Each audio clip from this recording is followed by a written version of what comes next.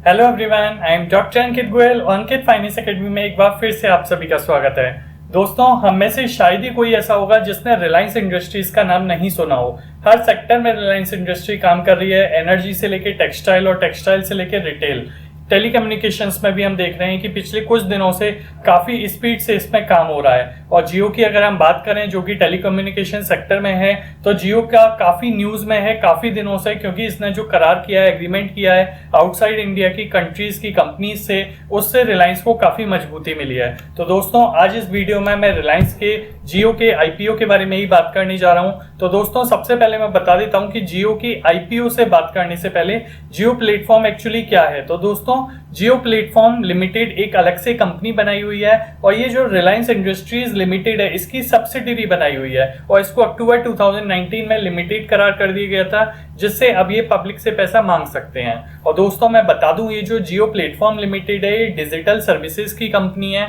और इस जियो प्लेटफॉर्म की अगर हम बात करें तो काफी कंपनीज हैं जियो प्लेटफॉर्म में जो काम कर रही हैं। जैसे जियो टेलीकम्युनिकेशन में काम कर रहा है, हम देखते हैं इसकी ब्रॉडबैंड सर्विसेज आती हैं। साथ ही साथ दोस्तों, जियो प्लेटफॉर्म में एक जियो मनी के नाम से ऐप भी है, आप देखते होंगे, जो डिजिटल करेंसी और पेमेंट सर्विसेज का काम करती है। जियो ने अपनी और काफी एप्स भी लॉन्च की हैं, जैसे जियो सावन है, जियो टीवी है, जियो सिनेमा, जियो चैट, जियो न्यूज। काफी ऐसी ऐप हैं जो हम देखते हैं कि जब अगर आपके पास इसका कनेक्शन है, सिम है, तो आप देखते होंगे इनमें काफी सर्विसेज फ्री भी दी गई हैं आपको। तो इन सर्विसेज के थ्रू जियो से काफी लोग कनेक्टेड हैं। दोस्तों, अभी हाल ही के दिनों में हमने सुना कि जियो ने अपना जियो मार्ट लॉन्च कर दिया है, जो कि एकदम ऑनलाइन ग्रोसरी डिलीवरी सिस्टम है। उन्हें घर पे देगा और फ्री ऑफ कॉस्ट देगा। और अगर बहुत मामूली से आपके कुछ सामान मंगाया है तो उसके लिए 20-25 रुपए का चार्ज भी लेगा। दोस्तों, जैसे जियो की एक ऐप है, गूगल की मीट है, इसी तरीके से जियो ने अपनी एक वीडियो कॉन्फ्रेंसिंग प्लेटफॉर्म भी लॉन्च किया, जिसको जियो मीट नाम दिया गया।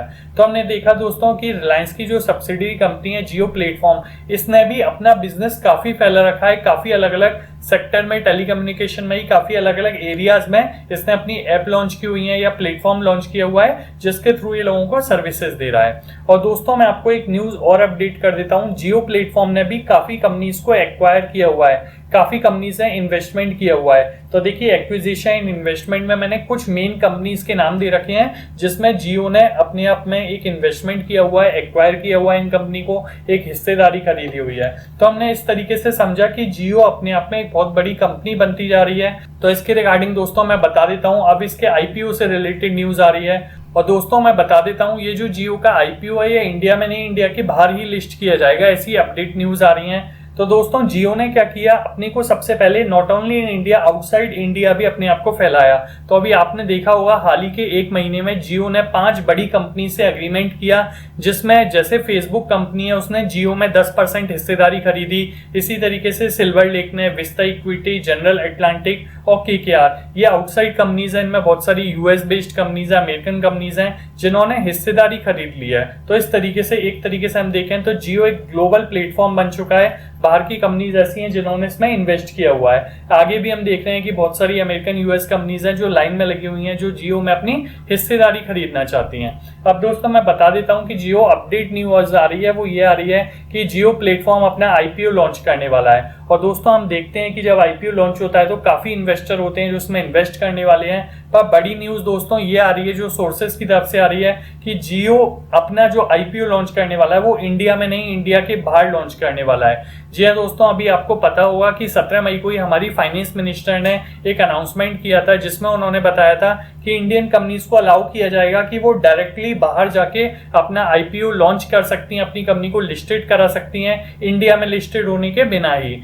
तो दोस्तों, इसी के रिगार्डिंग हमने देखा कि मुकेश अंबानी इसी सीरीज में अपना जो आईपीओ है जियो का, वो ओवरसीज यानी आउटसाइड इंडिया लिस्ट कराने की सोच रहे हैं। और ये सोर्सेज की तरफ से न्यूज भी आ रही है कि 12 से 24 महीने के अंदर ये काम हो जाएगा। और जैसे ही गवर्नमेंट की अभी गाइडलाइंस आएंगी, कि जो फाइनेंस मिनिस्टर ने कहा था कि ओवरसीज आप लिस्ट करा सकते हैं, तो जैसे ही उसकी गाइडलाइंस आएंगी, उसी के अकॉर्डिंग आईपीओ के रिलेटेड गाइडलाइंस भी फॉलो अप होंगी। तो दोस्तों, मैं आपको ये भी बता देता हूं कि जो जियो अपना आईपीओ लेके आएगा, जो लिस्ट किया जाएगा, जब वो उसको बाहर आउटसाइड इंडिया लॉन्च करेगा, तो उसे कोई ग्लोबल स्टॉक एक्सचेंज ढूंढना पड़ेगा जहां पे वो लिस्टेड कराएगा।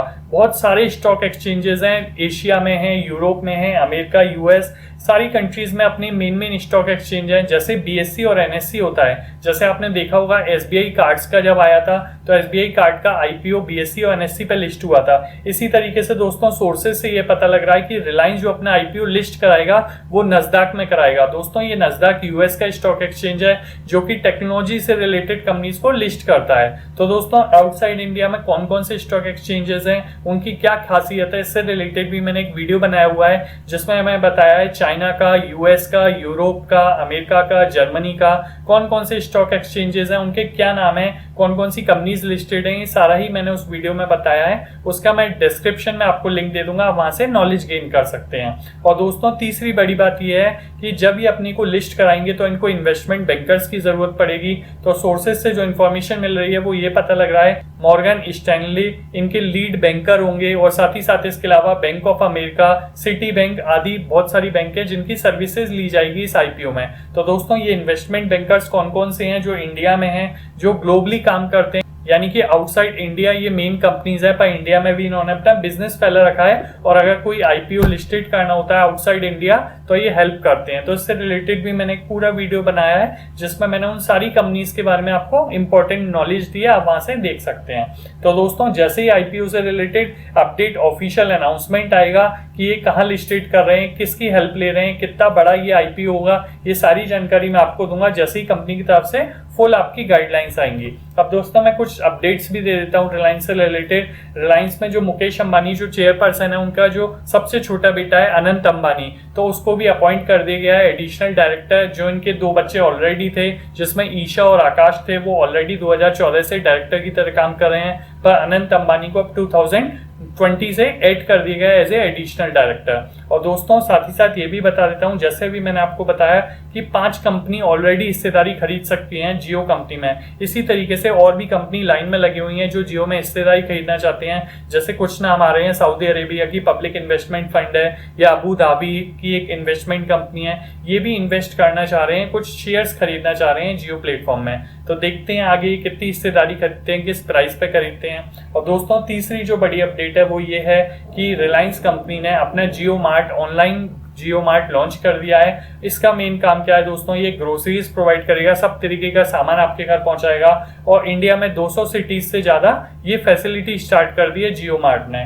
तो दोस्तों आप जियो मार्ट के थ्रू ऑर्डर दे सकते हैं, जैसे आप अमेजन पे देते हैं, फ्लिपकार्ट पे देते हैं, इसी तरीके से ग्रोसरी के लिए आप जियो मार्ट भी यूज कर सकते हैं। तो दोस्तों आई होप आपको एक बेसिक अंडरस्टैंडिंग हुई होगी कि क्या अपडेट न्यूज आई है जियो प्लेटफॉर्म के आईपीओ से रिलेटेड, किस तरीके से लिस्टेड हो सकता है, कितनी हिस्सेदारी खरीदी है। तो दोस्तों जियो के रिलेटेड क्या क्या काम करते हैं ये भी मैंने कोशिश की इस वीडियो में बताने के लिए। आगे जो अपडेट न्यूज आएंगे मैं आपको बताता रहूंगा। हमारे चैनल को दोस्तों सब्सक्राइब नहीं किया है तो सब्सक्राइब कर लीजिए, जिससे अपकमिंग वीडियोस के जो नोटिफिकेशन है वो ऑटोमेटिक आपको मिलते रहेंगे। तो हमारे साथ बने रहने के लिए थैंक यू। और दोस्तों जो 2 वीडियो बताई हैं मैंने, उनके लिंक डिस्क्रिप्शन में है, आप वहां से क्लिक करके उन वीडियोस को देख सकते हैं, आपको नॉलेज होगी। Thank you.